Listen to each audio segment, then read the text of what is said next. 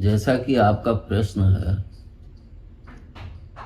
तो इसका सबसे बड़ा उदाहरण तो जैसे कि हम लोग देखते हैं कि चींटी कितनी छोटी होती है, मगर उसके पश्चात भी वह अपने से कितनी बड़ी वस्तु को उठाकर और लेके चलती है या खींच के चलती है। तो यह दिखाता है कि मेहनत अति आवश्यक है। बिना मेहनत के कोई भी वो चीज प्राप्त नहीं की जा सकती, चाहे वह शक्ति हो, किसी भी रूप की शक्ति हो या कोई अन्य वस्तु। लेकिन इसमें भी एक चीज अति आवश्यक होती है। जब हम किसी संघर्ष के लिए कार्य करते हैं तो उसमें एकता होना जरूरी है। इसको हम ऐसे भी देख सकते हैं कि कोई वस्तु अत्यंत भारी है और उसको एक स्थान से दूसरे स्थान पर पहुंचाना है, तो उसके लिए जब हम लोग संघर्ष करते हैं तो वह वस्तु तभी उठेगी जब हम लोग पूरी एकता के साथ एक ही दिशा में संघर्ष करें। अगर हम लोग एकता के साथ एक दिशा में संघर्ष नहीं करेंगे तो हम कभी भी उस वस्तु को उठाकर दूसरी जगह रख भी नहीं सकते। और इसका एक अभी ताजा उदाहरण भी हम लोगों को देखने को प्राप्त होता है। जैसे कि हम लोग देखते हैं पहलगाम के हमले में तो सारा देश एकजुट हो गया, और जब सारा देश एक हो गया और सबकी पुकार ही एक थी कि बदला लेना चाहिए, सबक देना चाहिए। मतलब पूरा देश एकजुट होके एक मार्ग पे की सरकार के पीछे सब खड़े हो गए कि आप जो भी निर्णय करेंगे, जो भी उचित हो, तो वह हम सबको मंजूर है। लेकिन सबक देना अति आवश्यक है। बिना सबक के किसी को समझ में नहीं आता। और जब हमारी सरकार ने वह सबक दिया तो पाकिस्तान घुटने टेकने पे भी मजबूर, और अगर थोड़ा और आगे बढ़ गए होते तो शायद पाकिस्तान खंड खंड भी हो सकता था। इसलिए मैं इसको बहुत समय से देख रहा हूं कि जब तक संघर्ष में एकता नहीं होगी तो संघर्ष कभी आपका लक्ष्य तक पहुंच ही नहीं सकता। इसका एक सबसे बड़ा उदाहरण अभी कुछ समय पहले ही एक चींटी एक सेव पकड़ के जा रही थी। मेरे बच्चे ने उसका वीडियो भी बनाया।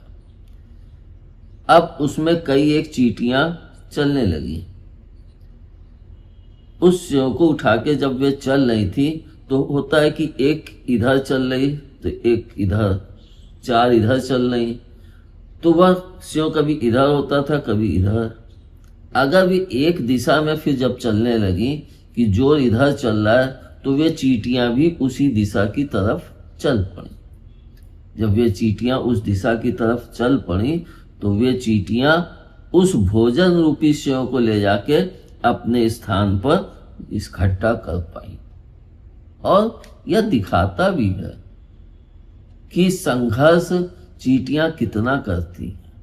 एक एक छोटा छोटा कण ले जाके वे अपने बिल में इकट्ठा करती हैं ताकि बरसात के समय में उनको भोजन की उपलब्धता बराबर बनी रहे।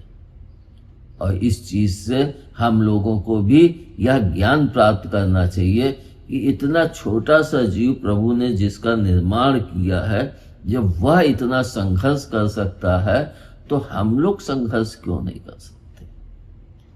लेकिन संघर्ष को एक दिशा देने वाला भी चाहिए।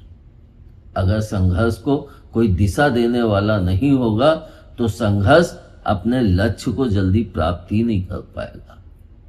या वैसे ही जैसे मैंने कहा कि चींटी चार इधर चल रही, एक ऐसे खींच रही, तो उसी तरह से अगर एक दिशा नहीं दे रहा कोई कि लक्ष्य क्या है, इस लक्ष्य को कैसे भेदन करना है, तो हम कभी भी उस तरफ एकजुटता के साथ बढ़ेंगे ही नहीं। और जब हम एकजुटता के साथ उस तरफ बढ़ेंगे ही नहीं तो हम कभी भी अपने लक्ष्य का भेदन नहीं कर सकते। और इसमें भी सबसे बड़ी जो चीज होती है कि जब हम किसी चीज के लिए संघर्ष कर रहे हैं तो हम जब उसमें एकता संगठित होकर कर रहे हैं तो उसमें हमारा ईगो भी नहीं होना चाहिए।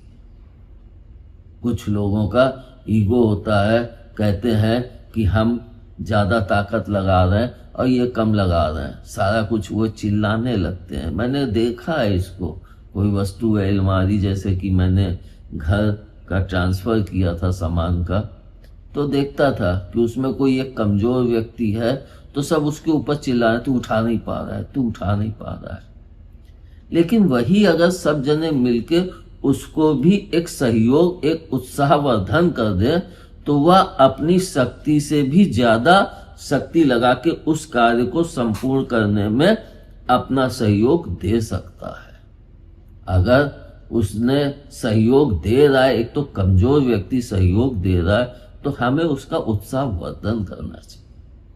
इसीलिए हम जब भी किसी लक्ष्य की प्राप्ति के लिए संघर्ष करें तो सबसे आवश्यक एकता तो है ही, लेकिन उत्साहवर्धन भी आवश्यक है। और इसी उत्साहवर्धन को प्राप्त करने के लिए हम लोग देखें, आजकल के समय में तो ठेले नहीं खींचे जाते हैं। पहले के समय में ठेले चलते थे, भैंसा गाड़ी या वैसे, लेकिन जब व्यक्ति खुद लग के भैंसे की जगह और उस ठेले को खींचता था तो उत्साहवर्धन के लिए वे लोग एक जोर देते थे। जैसे कि मैं कानपुर में इस चीज को कई बार देखा, पुल चढ़ना है ठेले को लेके, तो वे कभी कभी जैसे नहीं हिम्मत हार रहे तो जोर लगा के हैसा या कुछ भी, कोई इष्ट का ही नाम लेके वे अपने आप को पुनः उत्तेजित करते थे कि सब जनों के अंदर वह चीज उत्पन्न हो सके और वे उस तरफ बहुत अच्छी तरीके से बढ़ सके और हम अपने अचीव किए हुए गोल को प्राप्त कर सके। और सिर्फ उत्साहवर्धन ही नहीं आवश्यक है, उसके पीछे भी जो लोग संगठन में अपने लक्ष्य की प्राप्ति के लिए जुटे हुए हैं तो उनको पीछे से भी बैकअप चाहिए, मतलब पीछे से भी सहयोग करने वाले लोग होने चाहिए। कोई भी बात, जिसको मैंने मंसूरी में देखा था, आज से काफी समय पहले जब मंसूरी गया था तो वहां व्यक्ति हाथ से रिक्शा पकड़ के खींचता था। तो जब वे रिक्शा लेके चले और जब चढ़ाई आई तो एक वहीं पे उनका सहयोगी था, वे पीछे से धक्का देके उस चढ़ाई को पार करा दिया। सहयोगी आवश्यक नहीं है कि वहीं पे साथ हो, सहयोगी कहीं पे भी हो सकता है। इसको हम लोग अक्सर देखते भी है कि हम लोग कोई कार्य कर रहे हैं तो बीच में आ जाते हैं लोग, लाइए मैं कर दूं। तो सहयोग ही होना अति आवश्यक है और हर व्यक्ति के अंदर सहयोग की भावना भी होनी चाहिए। अगर वह सहयोग की भावना नहीं रखता है तो संघर्ष करने के लिए हम कभी भी एकता की मजबूती नहीं प्राप्त कर सकते, क्योंकि सबसे पहले हमको अपने अंदर एक सहयोग की भावना को ही जागृत करना होगा। इसके पश्चात ही हम एकाग्रता से अपने लक्ष्य की तरफ संघर्ष करते हुए बढ़ पाएंगे।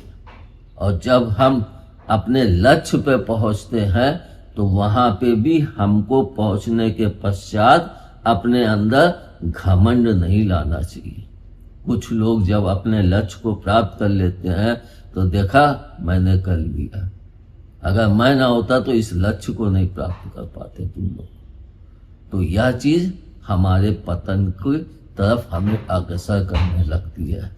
इसको हम इस तरह से भी देख सकते हैं कि जब हनुमान जी सीता जी को खोजने गए थे और वहां पे वे लंका दहन सब कुछ करके आ गए थे, उसके पश्चात वे जब राम जी की सभा में बैठे हुए थे सब जने, तो हनुमान जी ऐसे एकदम किनारे बैठे थे जैसे उन्होंने कुछ किया ही नहीं है।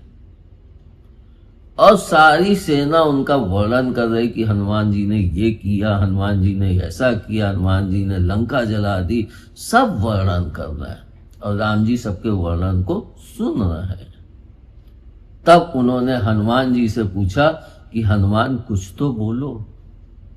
तो हनुमान के पास सिर्फ एक ही वाक्य था, प्रभु मैंने क्या किया, मेरे को कुछ नहीं पता मैंने क्या किया, सब आपका ही प्रताप था, आपका ही एक आशीर्वाद था जिसके कारण मैं इतना सब कुछ कर पाया, इसलिए मेरा इसमें कुछ भी नहीं है, जो कुछ है वह सब कुछ आपके आशीर्वाद से हुआ। जब हम सेवा की भावना रखते हैं तो हम कभी भी अपने आप को वह नहीं कि हम अपने आप का ही गुणगान करने लगे। इसलिए मैं बराबर कहता हूं कि सेवक या सेवा अति आवश्यक है। और हम लोग अगर देखें तो परिवार में आजकल सेवा रूप खत्म हो गया है, व्यक्ति सेवा करना ही नहीं चाहता है। अगर परिवार में सेवा नहीं होगी एक दूसरे के प्रति तो परिवार में वे खुशियां नहीं आती हैं। इसलिए हम लोग अगर संघर्ष करके अपने लक्ष्य को प्राप्त कर रहे हैं तो एकता और सेवा दोनों ही आवश्यक है। धन्यवाद। जय महाकाल। जय महाकाल।